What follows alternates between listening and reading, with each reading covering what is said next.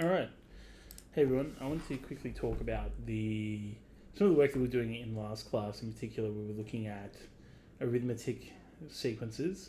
I just wanted to talk about some of the examples and stuff, just in case you're a bit unsure, maybe after last class. I forgot my camera today, so I'm going to have to use my stylus on the laptop. So forgive me if my handwriting's a little bit messy, but I'm going to do the best I can. So essentially, we're looking at arithmetic sequences, right? And to start off, we'll just talk about some of the basics. So pretend we have a number pattern that's something like this. We'll say, let's go 7, 11, 15, 19, 23. Now, before we can identify whether this is an arithmetic sequence or not, we essentially will need to look at the differences between these numbers. So 7, you plus 4 onto that to get 11. You plus 4 onto 11 to get 15. You plus 4 onto that to get 19. You plus 4 onto that to get 23. So we can see there's a consistent pattern there. This is something called the common difference, or D. So D in this case is equal to 4, being the common difference in that sequence. So that's how we know that it's an arithmetic sequence, if this pattern through here is consistently the same number. And when I say consistent, I mean the exact same number. I don't mean like 2, 3, 4. That's something else, okay? So consistently the same number throughout. All right, so that's what we're looking for. Let me skip forward in my notes for a second here. Now, the equation for the arithmetic sequence, you just scroll down here, is given by Tn, which means the total at a particular number is equal to A, which is the, the initial value, so the first iteration. And we also have n minus 1, I'll explain that in a second, and D being our common difference. So I'm going to label all these things here. So we have, so this is, maybe I'll type this so it's a little bit neater. So this is total after n recursions, I guess. So if we repeat this n number of times, so if it's 7, it'd be 7 number of times. Or another way to put it is to find the total at the nth value, right? So what total's not even the right word. I should say just the value, right? So we're looking at let me change the wording here a little bit. Position, and we'll do change total of value, because I don't want you to think it's like a running total or something, because it's not. So after n recursions, or to find the value in the nth position of a pattern. So for example, if we use that pattern above, and let's say I number these, so this was the first value, second, third, fourth, fifth, right? If I go to use this equation, which I'll do it in a second, we'll see how that works. So we have the A here as well. So the A is the value after one iteration, all right? So it's often considered to be like the starting value, but it's not the y-intercept. In most cases, it's slightly different. All right, and then we have this n minus 1, which is, I know why I did a line and not an arrow. N minus 1, which is like, we're looking at the, so if we're looking at the 7th value, for example, we do 6 times D, because the first value is covered by the A. So the A is value number 1, and then if we were looking for value 7, we'd be looking at 6 on top of that one, if that makes sense. So because that a has already had the common difference applied to it to get from the y-interceptor. I know it's a little confusing, but so this is the so one number less than what we are looking for. And then lastly, we have D, which is the common difference. Where am I typing right now? Common difference, which is just the difference between the values here. So let's say I wanted to find, let's say I wanted to find this fifth value here, right? So I need a couple of things. I need D. Let me change color here. I need the D value of 4. I need the initial value here, and I also need that value 5. So let's have a look. So we want to find the value Tn. So this should be 23 if we solve it correctly. Let's scroll down. So the value after one iteration, or our first value in the sequence is another way to put it, is 7. So let's scroll down here. We have T, I'll change back to pen. I'll say T5, so after 5, or the fifth number of the pattern is equal to our first number, which was 7, plus, in here we have 5 minus 1 times D. Okay, so we can solve that a little bit further. Well, I don't know why I wrote D, sorry. The common difference was what, 4? So we have T5 is equal to 7 plus 5 minus 1 is 4 times 4, being our common difference, which means T5 is equal to 7 plus 16, which means our fifth position is equal to 23. And we already know that because we did it. Remember, we've plus through and done it. So this means this equation here can essentially predict any number. You know, you can predict like the millionth value if you wanted to, just by subbing in all this information here. Okay.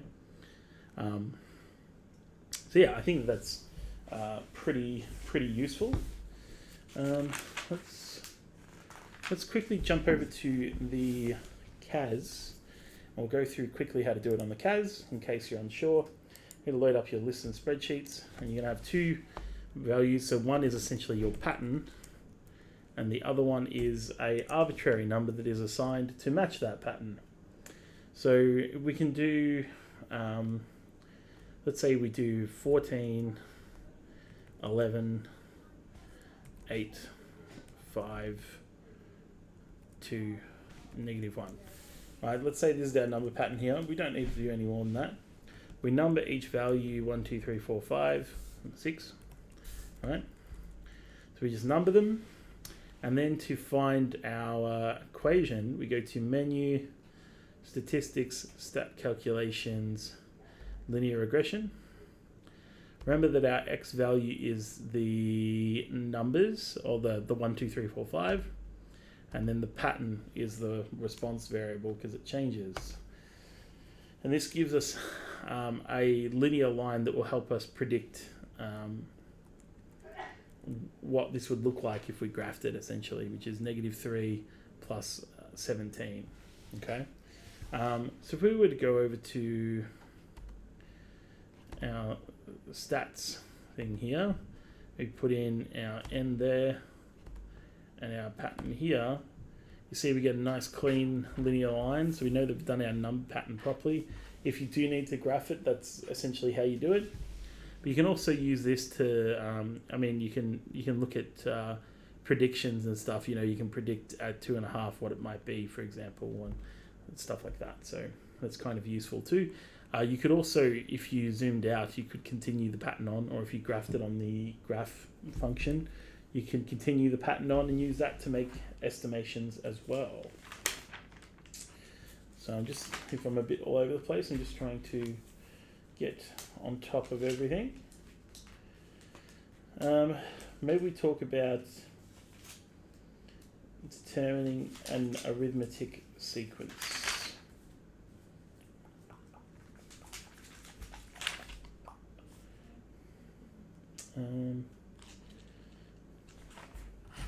Okay, let's jump back to here. So what this formula does is it allows you to predict certain things in your equation. So that's kind of similar to what we're doing. This gives you like a linear line essentially. So let's try using this method here to do a prediction from our CAS graph. All right, so we want to know, maybe we'll go for 6 and -1. We want to predict the value -1. Okay, so let's go back to our formula here. So this is a new equation, so I'm just going to do a line under there. So it's T6 in this new equation. We're going to find out what's our initial value. And our initial value was 14, so 1 and 14. So initial value was 14.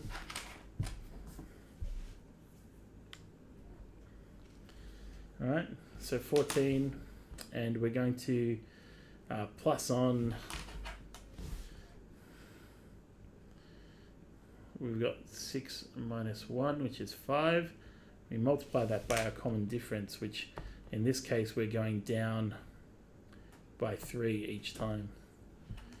So we got -3.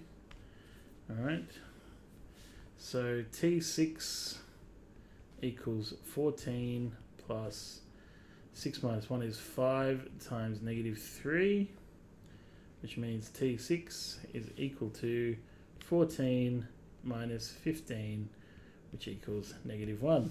So you can see how these two things go and relate together. So we have that. If we go back here, it's very slightly different to our linear regression line, but not too different. I should mention as well that if you are plotting your pattern, that one thing that helps you know if you've written it correctly is that your R squared value should equal exactly 1. Your R value can equal 1 or -1, doesn't really matter. But your R squared value should always equal +1. And that way you'd know that you've graphed this, you've put this in properly. If this is not 1, it means it's not an arithmetic sequence, which is kind of interesting, I guess. So I'm sort of talking around in circles a bit here. But yeah, anyway, let's go back to our working out. So we can use this equation to predict certain things. Now, there is a rearranged form for each of them, which I will quickly demonstrate. So the first one, we have our A value. So if we want to find our initial value based off the total at some stage minus n minus 1 times d, right? So that will actually tell us if at some stage, or they'll tell us our initial value based off some other information. So let's say I get told that, the 32nd iteration of a number pattern was 121, and that the common difference was, -6, right? I should be able to trace back and find that A value just from that alone. Right, so let me change up colors. So we have our A value is equal to, so our total or our value at some stage is 121 minus the n value at that stage is 32 minus 1 times d, which I don't know why I keep doing that. It's -6. So 121 minus 31 times -6 is -186. So our A value, which is not a 9, I don't know why I keep drawing a 9.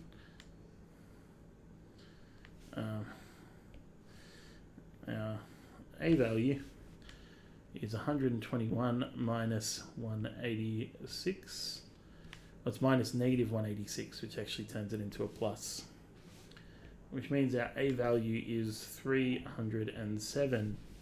So you see, you can use that in its rearranged form to solve a question like that, where it says that, the 32nd number of a number pattern is this, and the common difference is this. You can do that. The other variations are, I'll put them down too. So you have the common difference can be found by doing the total at some stage minus the initial divided by n minus 1. I'll do a quick example of that one. Let's say the 12th number of a number pattern is 17, and the initial value was 40. This is probably not going to go so well, but that's okay. So we have our D equals 17 minus 40 divided by 12 minus 1. So that equals what? 23 over 11, which is 2.09, right? So that means that that's our common difference in that situation. That's negative 23, I should say. So it's negative 209. Yeah, anyway, so that's that one. And the last one, same formula, just rearranged. We have the number is equal to whatever the value is at that stage minus A divided by D plus 1. So if you get told, okay, at some stage the number equals 35, the initial value was 65, and the common difference was 5, or negative 5, it would have to be. All right, find our n. All right, so this means find after how many days or months or years or whatever it might be. All right, so we have let me scroll, sorry, n is equal to Tn is 35 minus 65 all over negative 5 plus 1, which is equal to negative 30 over negative 5 plus 1, which is equal to 6 plus 1, which is equal to 7. So in this number pattern here, if you're starting at 65 and going down by 5s, the 7th value would be 35. So anyway, I think that's interesting to know. There are a couple of questions that do look at stuff like that are a bit tricky. So I'll do an example of one of those in a moment. I just want to see what else I can do. Simple interest. I don't know whether to start a new page or not. I'll just keep scrolling, I guess. Simple interest has the formula P RT over 100 is equal to I, right? Where I is the interest earned, the R is the interest rate, the P is the principal, I think it's that one, and T is the time. All right. So we can use that for a couple of different things. Let's say hypothetically somebody has, let's say they have $5,000. $5,000. The rate is 2, and the time. Well, actually, we'll leave the time for the moment because the time we'll do over a number of years. Okay. So if I wanted to know the first value of this pattern, right, we would have principal times rate times 1 for 1 year over 100. Okay, so the principal being 5,000 times the rate being 2 times 1 all over 100 is 10,000 over 100. We cancel out those two zeros and that leaves us 100 over 1, meaning they made $100 in interest that year. All right, so this means if I was doing a table, for example, and I had like years and dollars, all right, our zero value was 5,000, or before they started it was 5,000. After 1 year it's 5,100. All right, so we have that. We can do our second year as well if we wanted to, which is, again, it's just 5,000 times 2 times 2 for 2 years now over 100, which gives us what, 10,000, 20,000 over 100. Cancel those out and leaves 200 over 1, which is $200 added on. So after 2 years, we're at 5,200. Now I'm sure you can see that there's a pattern here in terms of common difference. Oh, I meant to change colors there. This is plus 100 every year. All right. So it's good. It means that we can actually use the equation above, meaning this one here, this equation here, we can use that to predict certain values and how long we can how long will it take you to save certain amounts and things like that. So let's go back here. All right, let's do our formula was Tn is equal to A plus N minus 1 D. Okay, so A is our value at the first value of the pattern, so after one iteration, means Tn is equal to 5,100 plus N minus 1 times 100. All right. So we can use that to predict anything. So let's say hypothetically we wanted to predict after. Sorry, I just got to check my battery life. I think I'm getting a bit low. Yes, I am. Let me put my charger in.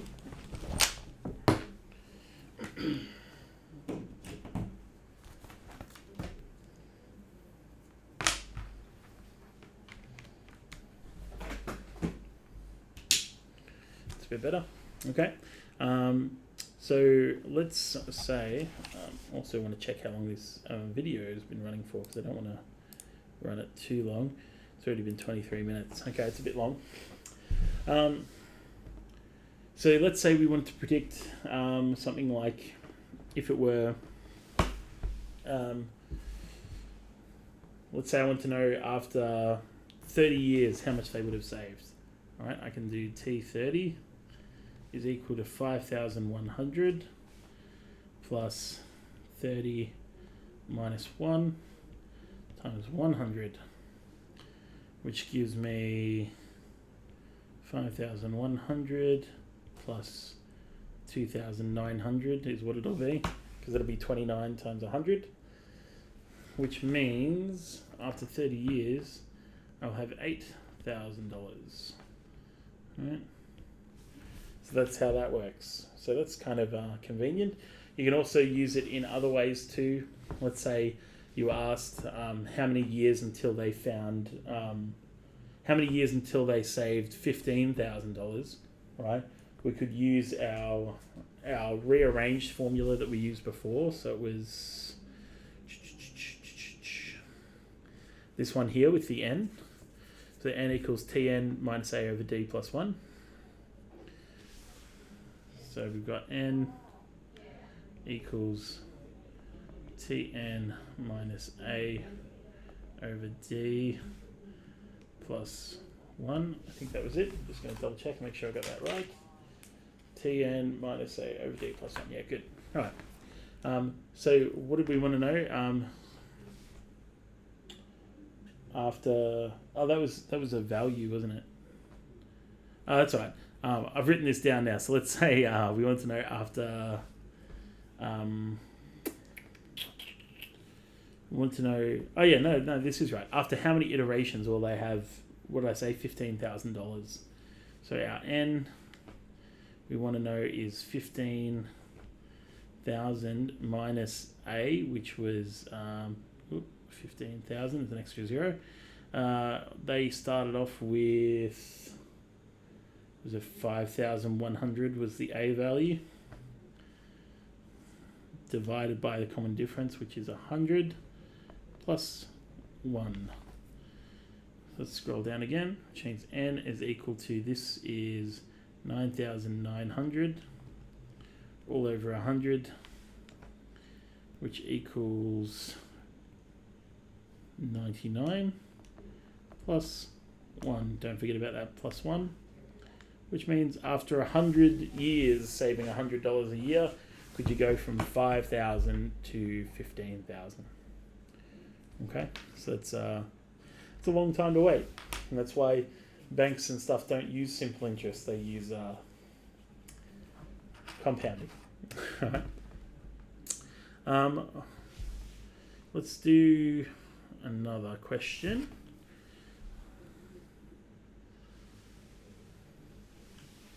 We'll do a depreciating. Oh, far out! I can't speak. Depreciating asset question. Let's say I have something that's worth $100,000. It's a I don't know, some sort of convertible car or something, right? And what's going to happen is it's going to depreciate to an extent. So let's say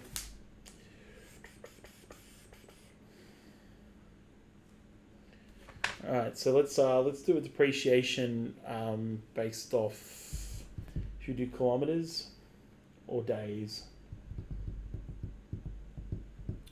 Let's do days. Let's say that this depreciates by $2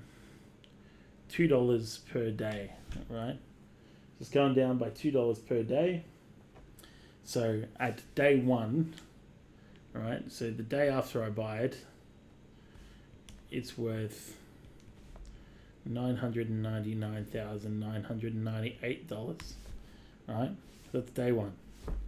Yeah, we can actually use this as our A value in that same formula from before. So our Tn, we have our A value is 999. Oh, I added an extra 9. Whoops. I was gonna say that's still worth a lot of money. 99998. Yeah. So we have that. We have plus, we don't have n yet, minus 1, and our common difference in this case is times -2, right? So we can actually figure out now a whole bunch of stuff, just like we did with the last question about how many kilometers you would have to drive. What did I say? It was days. How many days would have to pass until it's not worth very much? So let's say I wanted to do, I don't know, what if I wanted to know after, let's say 6 years. 6 years is, just going to open my regular calculator for a second. 6 times 3, 65 is 2,190. We'll plus a day, assuming that there was a leap year in there somewhere. So 2,191. So if I want to know after 2,000, what did I say? 2,591. Did I close that completely? 2191. Oh goodness. 2191 is equal to 99998 plus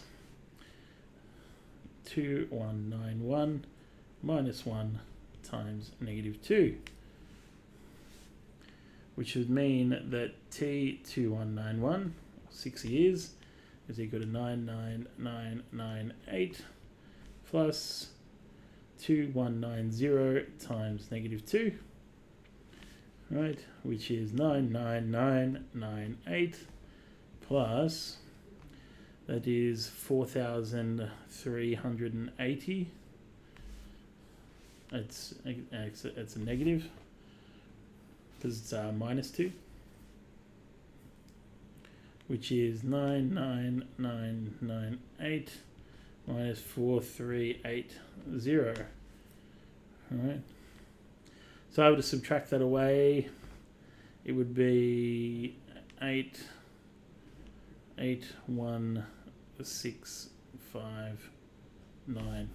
So that's still an expensive car. So this isn't the most realistic example, but that gives you an idea of how you can work this process with depreciating assets as well. You might want to know after how many days will it cost, will it be worth less than $80,000. We can use that rearranged one again, that n equals, what is it, 80,000. I think it was Tn minus the initial value being 99998 divided by the common difference, which is negative 2 plus 1. Alright, so that's just that same formula that we were using before up here, this one here. So I could do something like that and have 19998, or negative, divided by negative 2 plus 1, which is the same as negative 9999, I think. Pretty sure. Plus 1. Oh, no, it's positive. So it's so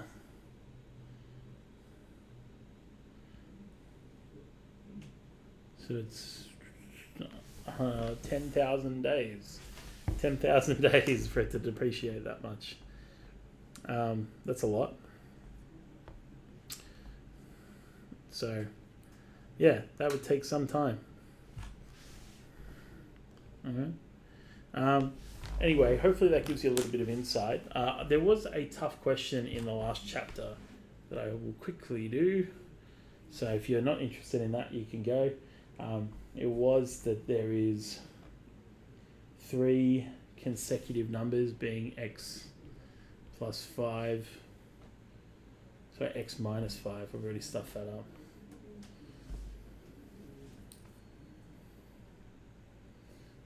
I need the eraser. Alright, let's try that again.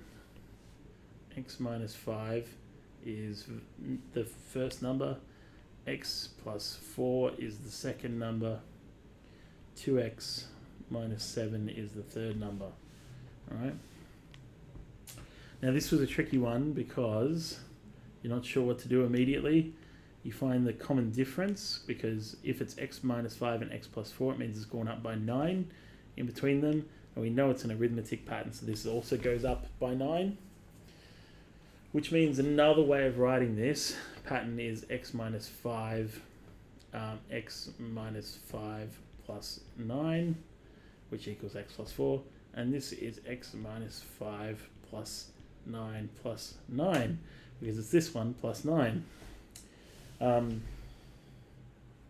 now basically you can use any of these values and make them, well, not this pair because they're the same, but make these equal to the other ones and then solve for the unknown. So I'll pick these two here just because I think it's probably easy. You could probably do that pair, but anyway, make them equal to each other and we'll solve for x. So we have 2x minus 7 is equal to x minus 5 plus 9 and 9 is 18, which is 2x minus 7 is equal to x plus 13.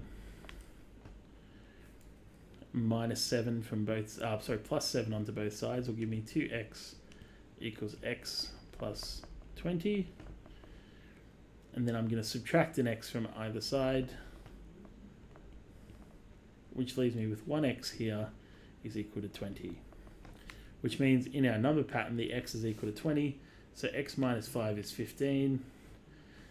15 plus 9 is 24. And plus 9 again is 33. All right. So that's your answer for that question, which was a little bit tricky because it takes some pretty like full-on thinking. Anyway, hopefully you found that to be useful, and hopefully I covered everything that you needed covered. Have a great day, everyone. See you later. Bye.